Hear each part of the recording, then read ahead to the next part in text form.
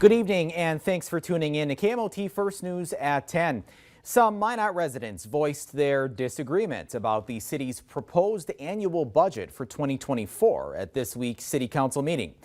Minot City Council President Paul Pittner wrote in his budget proposal letter that local property taxes, which is more than $28 million and 14% of the city's overall budget, funds 80% of police and fire. One resident in Minot says those funds should come from the state's budget. I get the appeal. I do. We could go down a whole rabbit hole here, but 25% of local property taxes funding schools is still local control. City Council meets again on September 18th. Pittner's letter about the final budget will be posted in this story on our website.